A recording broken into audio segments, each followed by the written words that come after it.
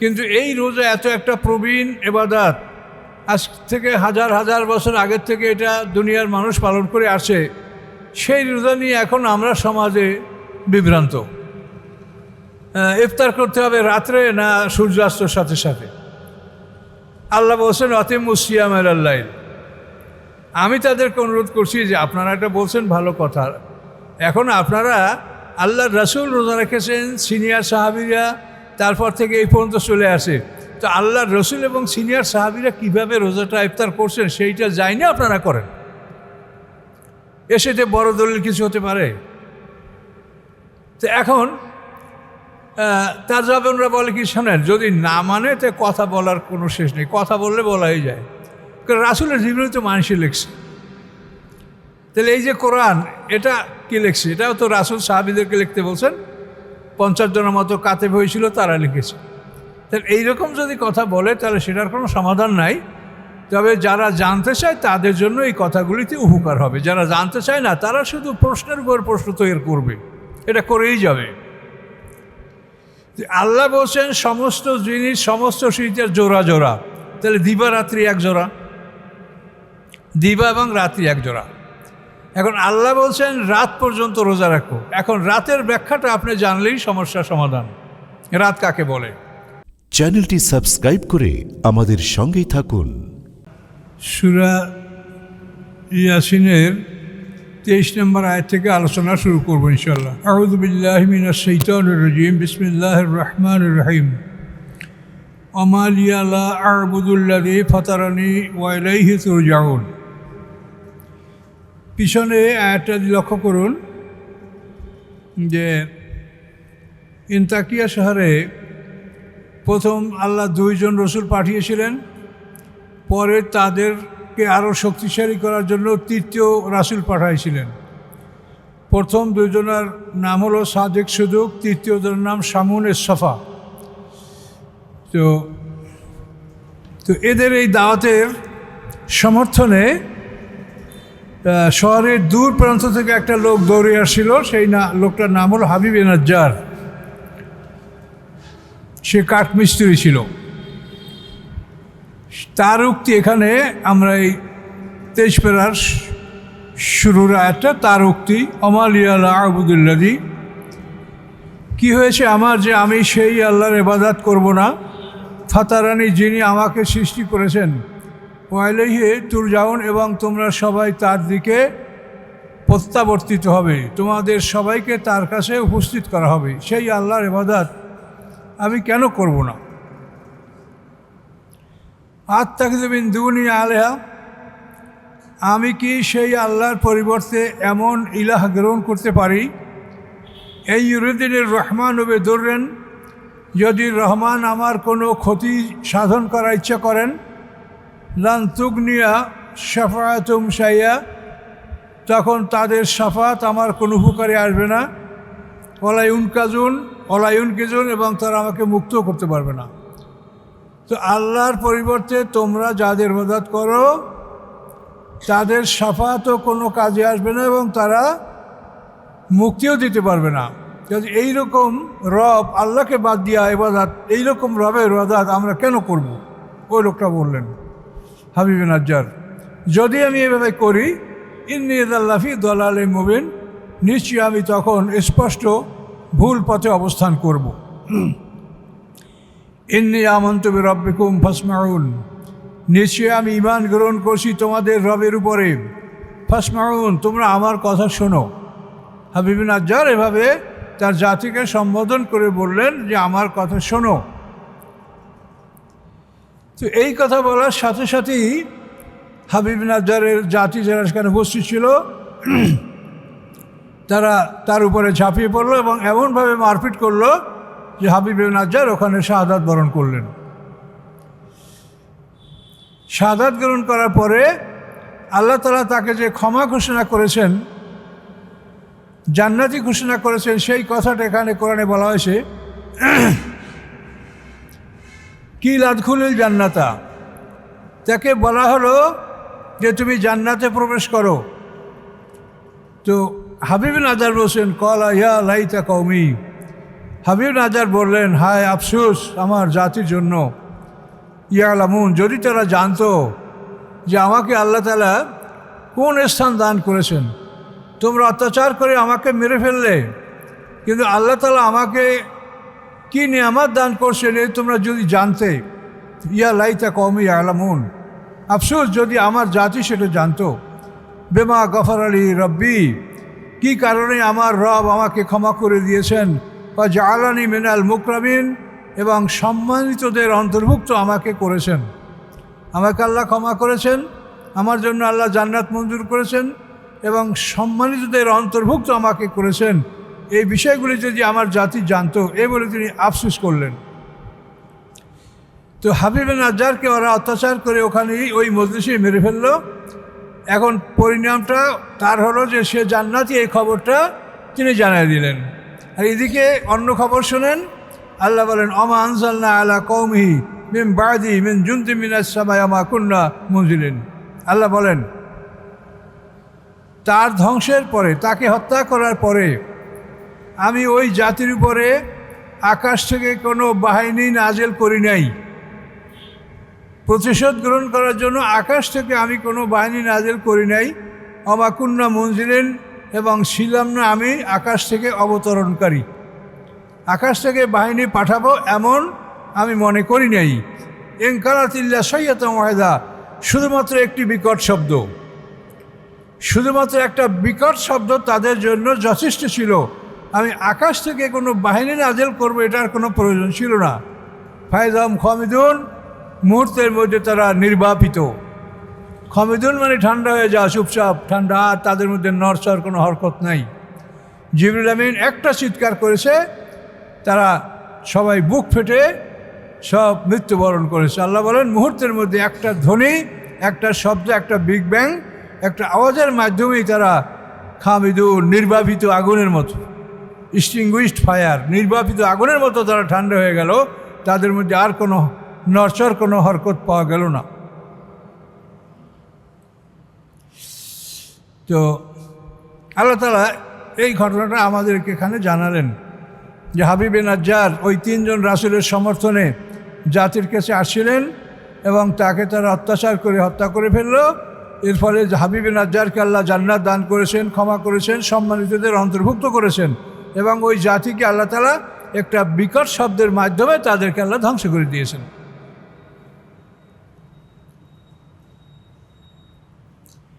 ইনকারাতিল্লা সাইয়াতাম ওয়াহিদা ফাইজাহুম খামিদুন ইয়া হাসরাতান আলাল ইবাদ। আল্লাহ বলেন, আফসোস আমার বান্দাদের উপরে। মা ইয়াতিহিম মির রাসূলিন, আসে নাই তাদের কাছে কোনো রাসূল, ইল্লা কানু বিহি ইস্তাহজিউন, বরং রাসূলদের সাথে তারা উপহাস করেছে। এমন কোনো রসুল আসে নাই তাদেরকে ইহা ব্যতীত যে তারা সেই রাসূলের সাথে উপহাস করেছে। যেই আসছে তারই সাথে উপহাস করেছে, ঠাট্টা করছে, অমান্য করেছে। আল্লাহ বলেন, আলাম ইয়ারাও, তারা কি দেখে না? এই মক্কাবাসীকে লক্ষ্য করে বলছেন, আলাম ইয়ারাও, তারা কি দেখে না?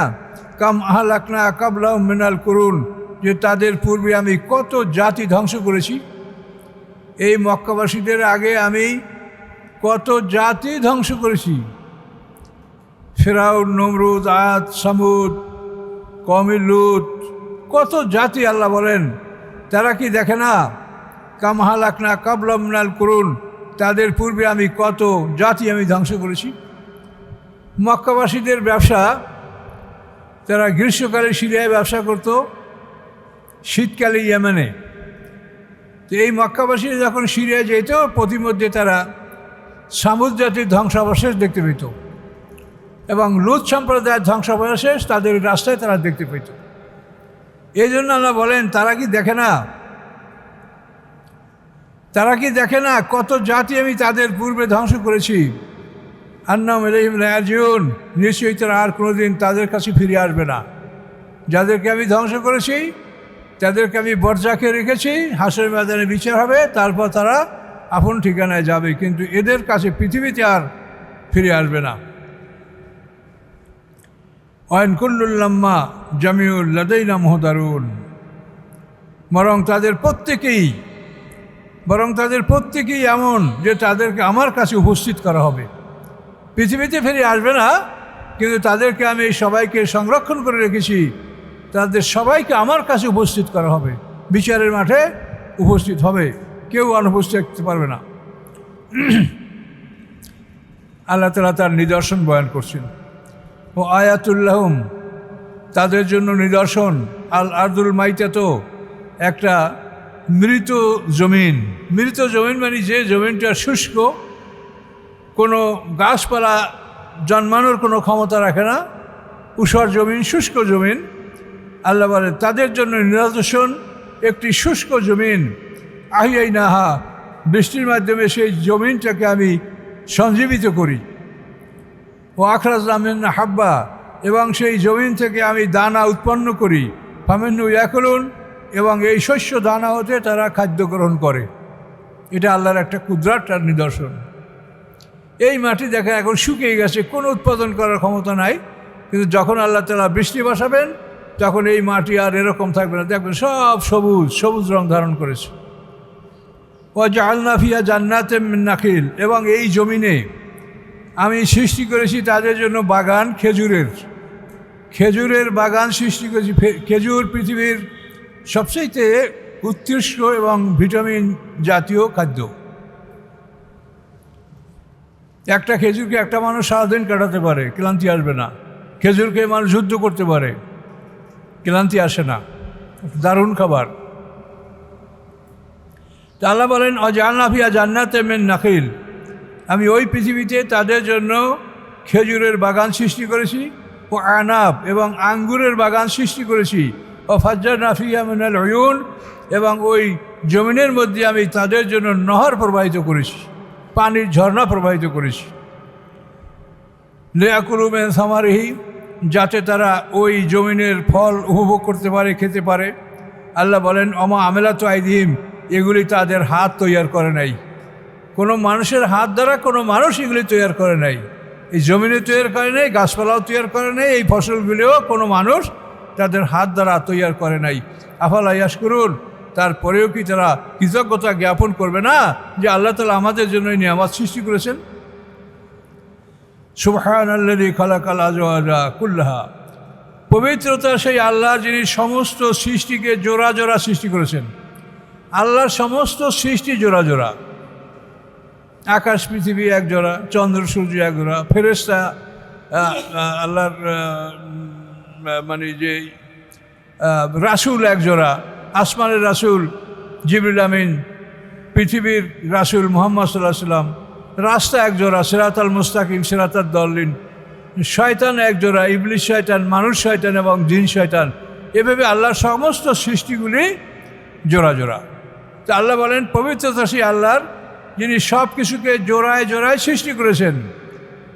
মিম্মা তুম্বিতুল আরদু, ওই সবগুলিও জোড়া জোড়া যা পৃথিবী উৎপন্ন করে। অমিন আনফুসিহিম, এবং তোমাদের দেহের মধ্যেও সব জোড়া জোড়া।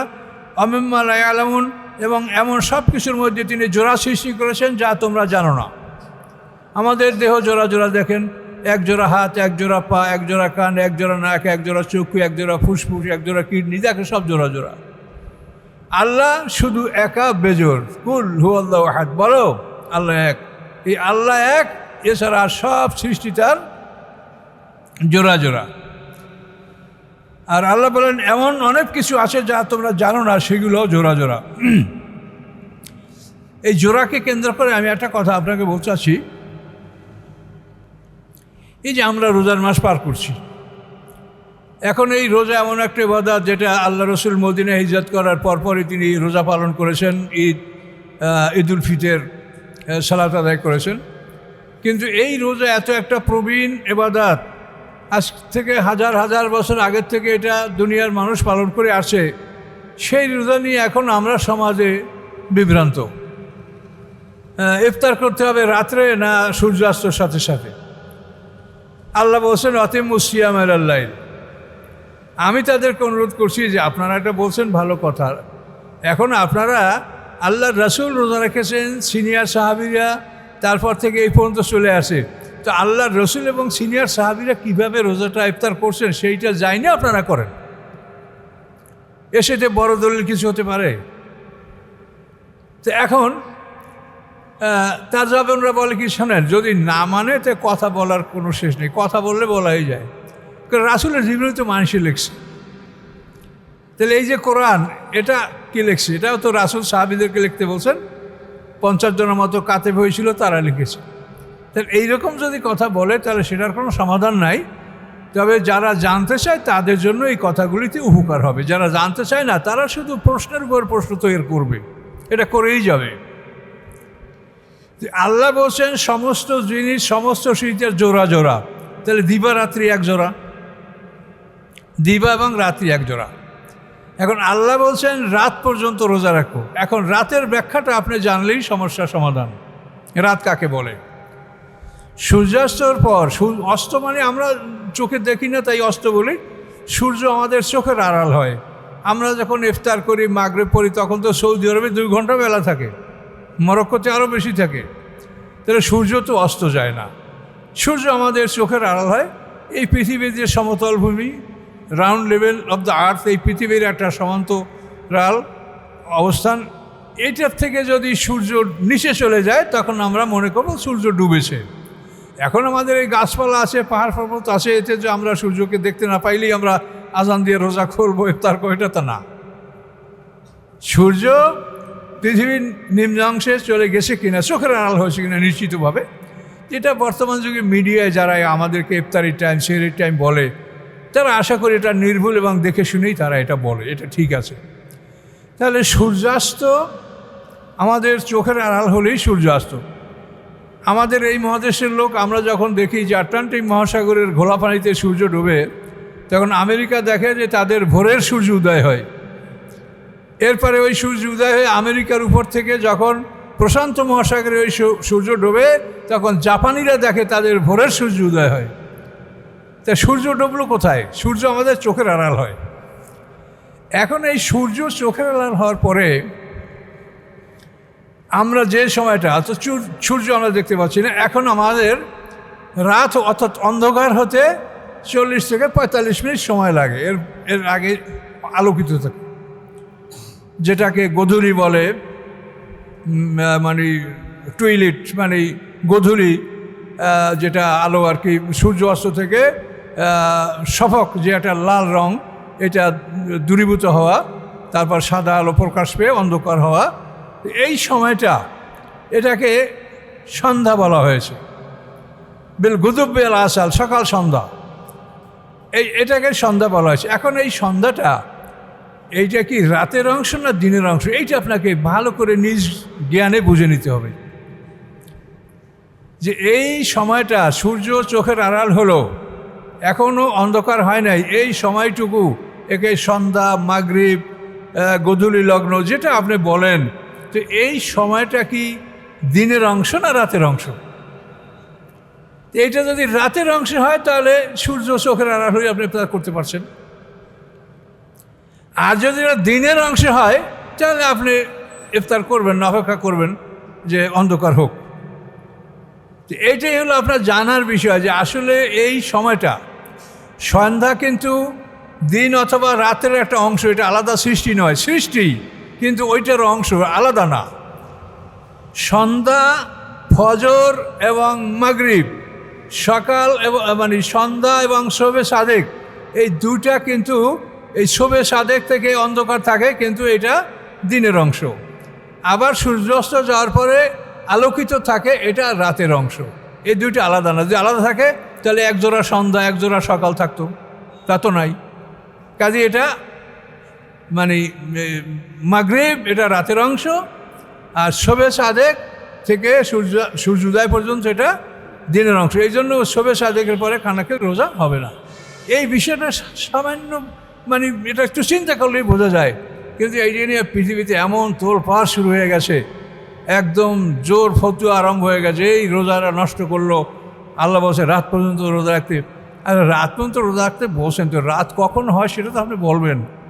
যদি আপনি বলেন যে না, সূর্যাস্তের পরে 1 ঘন্টা পরে রাত হয়, এটা যদি আপনি প্রমাণ করতে পারেন তাহলে আপনি রাত পর্যন্ত রোজা রাখেন।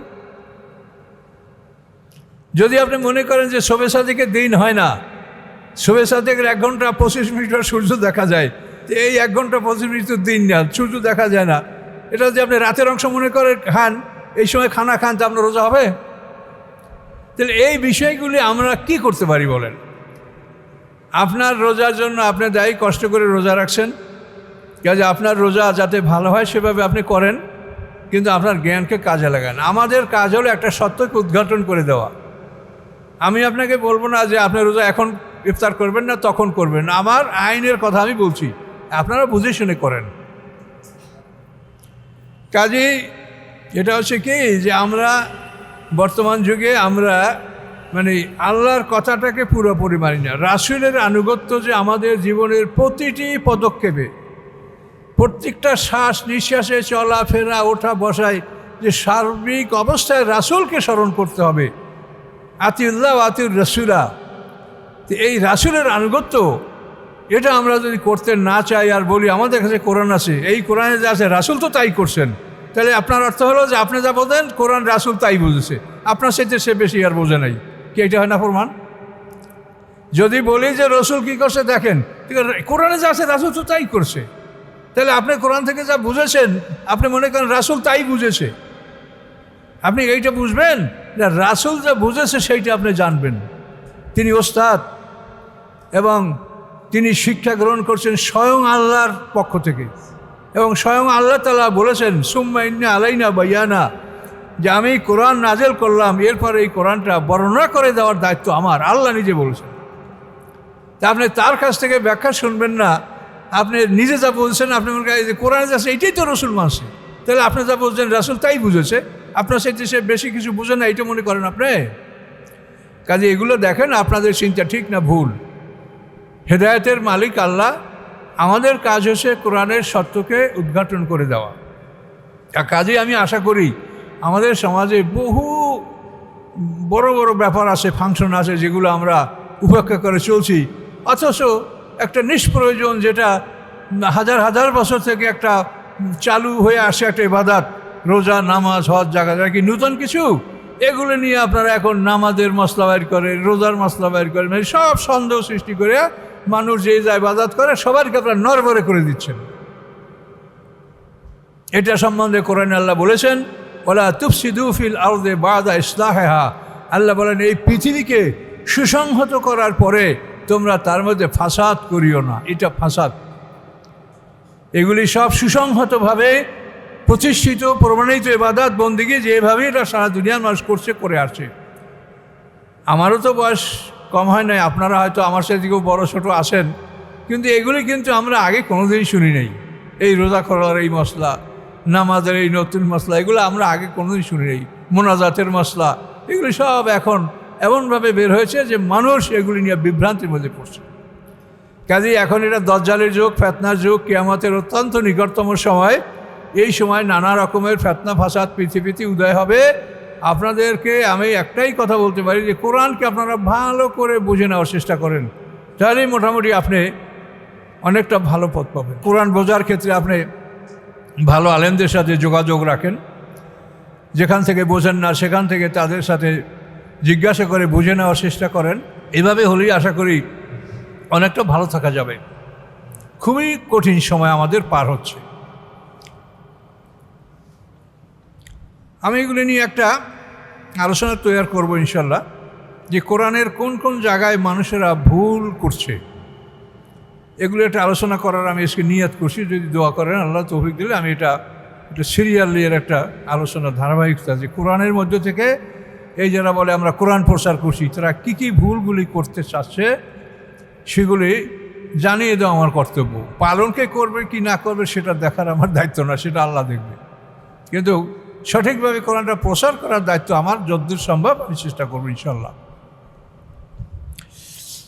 তাহলে এখন আমরা বুঝলাম যে সন্ধ্যা এটা রাতের অংশ অথবা দিনের অংশ, এটা আলাদা না। আর শবে সাদেক এটা দিনের অংশ অথবা রাতের অংশ, কিন্তু রাতের অংশ এটা না, এটা নিশ্চিত। তাহলে সূর্য চোখের আড়াল হলে যে সময়টা সন্ধ্যা, এটাও দিনের অংশ না। যদি দিনের অংশ নাই হয় তাহলে আপনি ইফতার করবেন, তাতে সমস্যা কোথায়? এই কথাগুলি আপনারা নিজেরা বোঝেন এবং ভালো করে মানুষকে বুঝাবার চেষ্টা করেন। সামনে আল্লাহ কি বলেন? ও আয়াতুল্লাহমুল্লাইল, তাদের জন্য নিদর্শন হচ্ছে রাত, মানুষের জন্য রাত। নাসলাকুমিন নাহারা, আমি বের করে নেই উহা হতে দিনকে, দিনকে আল্লাহ তাআলা ওর থেকে টেনে বের করে নেন, তখন সম্পূর্ণ অন্ধকার দুনিয়া ছেয়ে যায়। নাসলাকুমিন নাহার, আমি রাত হতে দিনকে টেনে বের করে নেই, ফায়জাহ মুজলিমুন, মুহূর্তের মধ্যে তারা অন্ধকারে আচ্ছন্ন হয়ে পড়ে। এটা আল্লাহর কুদরত। অশামসু তাজিলে মুস্তাকারিল্লাহা, সূর্য চলে তার গন্তব্যস্থলের দিকে। সূর্যের একটা গন্তব্যস্থল আছে, সেই দিকে সূর্য চলে এবং তার সাথে যে গ্রহ নক্ষত্রগুলি গ্যালাক্সিটি আছে এটা সবাই একসঙ্গে। তো মুরিজ বোকাইলের সম্বন্ধে বলছেন, সূর্যের গন্তব্যস্থল সম্বন্ধে বলছেন যে সূর্যের গন্তব্যস্থলের নাম হচ্ছে সোলার অ্যাপেক্স। তো এখন সূর্য যে গতিতে চলে, অর্থাৎ ঘন্টায় 43,200 মাইল বেগে সূর্য পৃথিবী একসঙ্গে চলে। তো এভাবে যদি 10,000 কোটি বছর সূর্য চলে, তাহলে তার যে গন্তব্যস্থল সেখানে গিয়ে সে পৌঁছতে পারবে। এটা একটা আশ্চর্য ব্যাপার যে এখন কোনো ক্রমে এই পৃথিবীতে 10,000 কোটি বছর থাকবে, এটা কখনোই কল্পনা করা যায় না। তবে বিজ্ঞানীদের হিসাবে তারা বলেছেন যে সূর্যের গন্তব্যস্থলটা এত দূরে, এবং মহাকাশে এরকম জায়গা তো স্পেস পড়েই আছে। তো কোরআনে আল্লাহ বলেন যে সূর্য তার গন্তব্যস্থলের দিকে চলছে, একটা লক্ষ্যস্থলকে লক্ষ্য করে সূর্য চলছে। যালিকা তাকদিরুল আজিজুল আলিম, এবং এটা হলো পরাক্রমশালী মহাজ্ঞানী আল্লাহর পক্ষ থেকে নির্ধারণ করা। আল্লাহ যেভাবে নির্ধারণ করেছে সেইভাবে, সেই পথে, সেই নিয়মে সে পথ অতিক্রম করছে সূর্য। এটা আল্লাহর পক্ষ থেকে তাকদির। তাকদির মানে নির্ধারণ করা, বিন্যাস করা। যেভাবে আল্লাহ বলেছেন সেইভাবে সূর্য আল্লাহর হুকুমত ধীরে ধীরে অগ্রসর হচ্ছে তার গন্তব্যস্থলের দিকে। আল কামারা কাদ্দারনাহু মানাজিলা, এবং চাঁদ আমি নির্ধারণ করছি তার জন্য অনেকগুলি মঞ্জিল। মঞ্জিল মানে ঠিকানা, ঘর। এক এক মঞ্জিলে এক এক দিন চাঁদ থাকে। এই জন্য চাঁদকে আমরা প্রতিদিন নূতন আকারে দেখতে পাই, ঠিক কিনা? প্রত্যেক দিন চাঁদ আমরা নূতন দেখতে পাই না? কালকে যত বড় ছিল আজকে তার সাথে একটু ছোট হবে, তারপর দিন আরও ছোট হবে। এরকম আল্লাহ বলেন অল কামারা কাদ্দারনাহু মানাজিলা, চাঁদের জন্য আমি নির্ধারণ করেছি কতগুলি ঠিকানা। মঞ্জিল মানে বাড়ি, ঠিকানা, ঘর। হাত্তা আদাকাল উরজুনুল কাদিম, অবশেষে সে পুরাতন শুকনো খেজুর গাছের ডালের মতো হয়। পুরাতন শুকনো খেজুর গাছের ডাল চিকন এবং বাঁকায়ে যায়, ওই রকম হয়ে যায়। এটা আল্লাহ বলছে যে অবশেষে সে উরজুনুল কাদিম, পুরাতন খেজুর গাছের ডালের মতো এটা বাঁকিয়ে যায়, চিকন হয়ে যায়, সরু হয়ে যায়। লাশামসি আম্বাগিলা আন্তুদ্রিকাল কামার, সূর্যের জন্য বৈধ নয় যে সে নাগাল পাবে চাঁদকে। সূর্য একই সময় একইভাবে চলছে, কিন্তু সূর্য চাঁদকে ধরতে পারবে না। কেন পারবে না? দেখেন, এই যে রাস্তায় গাড়িগুলো চলছে, সামনের চাকা পিছনের চাকা, এখন সামনের চাকা দৌড়াচ্ছে, পিছনের চাকা দৌড়াচ্ছে, কিন্তু পিছনের চাকা কিয়ামত পর্যন্ত সামনের চাকা ধরতে পারবে? কেন পারবে না? এটা সেটিং এমনভাবে করা আছে। তো আল্লাহ বলেন আমি এই চন্দ্র সূর্যকে এমনভাবে সেট করেছি, সেট করে তাদেরকে চালাচ্ছি যে একজনই আর একজনকে ধরতে পারবে না। কি বলতে পারছে সহজে? তা আল্লাহ বলেন সূর্যের পক্ষে সম্ভব নয় যে সে চাঁদকে নাগাল পাবে।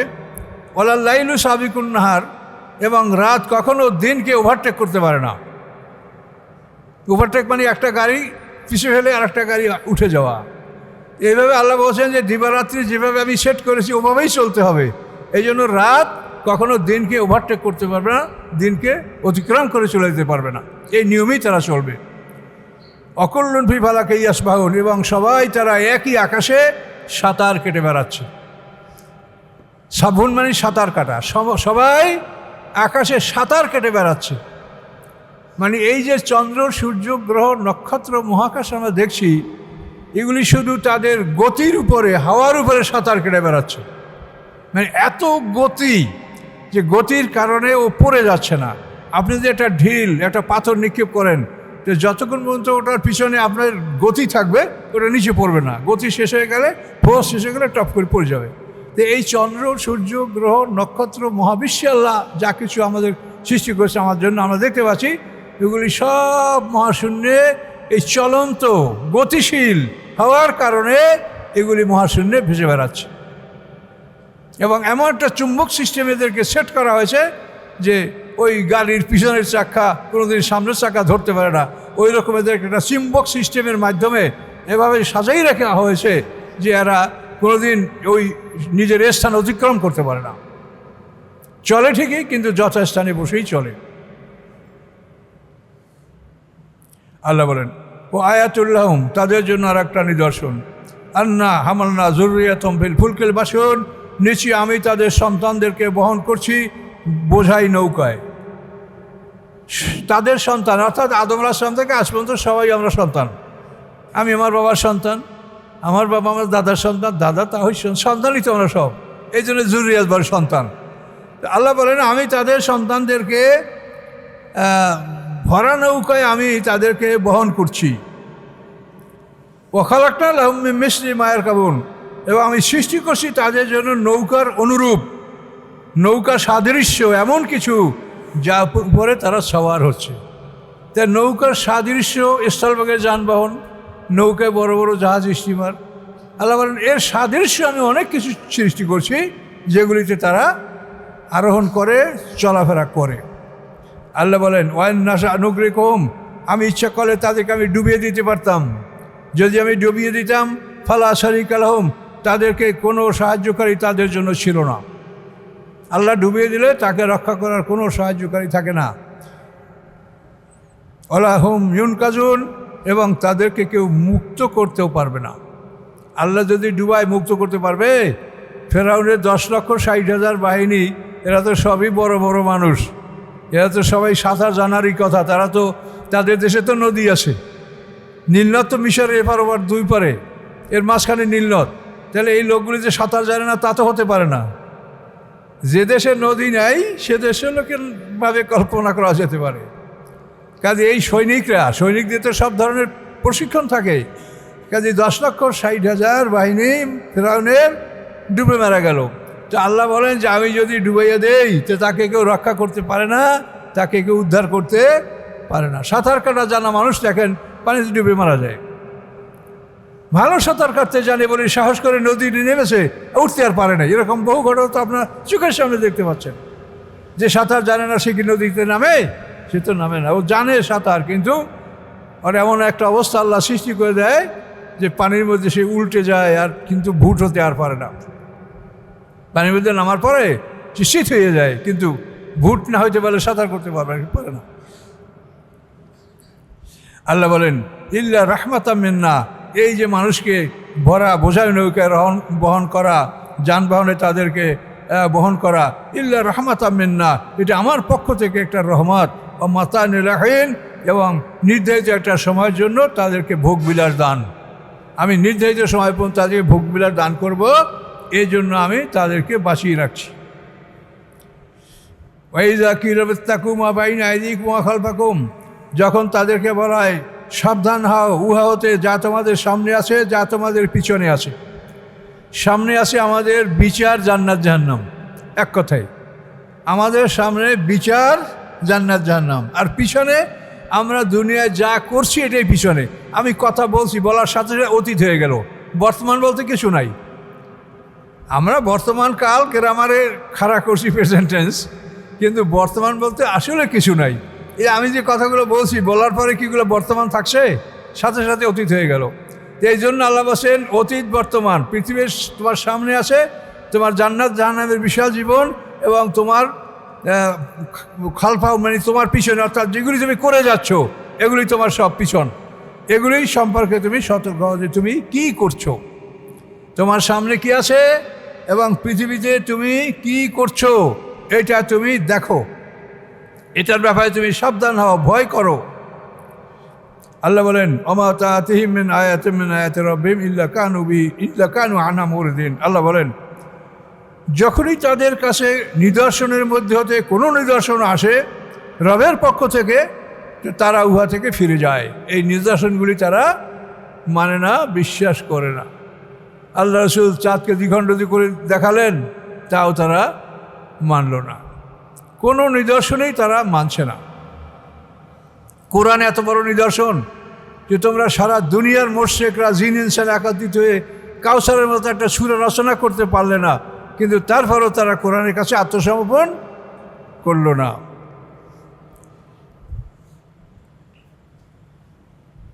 তার নিদর্শন দেখে কোনো মানুষ ইমান আনে না। হ্যাঁ, ইল্লা মাশাআল্লাহ দুই একটা আনতে পারে, কিন্তু ম্যাক্সিমাম নিদর্শন দেখে কোনো মানুষ ইমান আনে না। এটাই আমরা কোরআনের যতগুলো ইতিহাস পাই তাতে আমরা দেখতে পাই।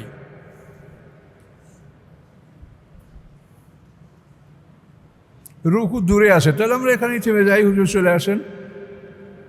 এটা হলো 46 নম্বর আয়াত পর্যন্ত চলে আসি। 46।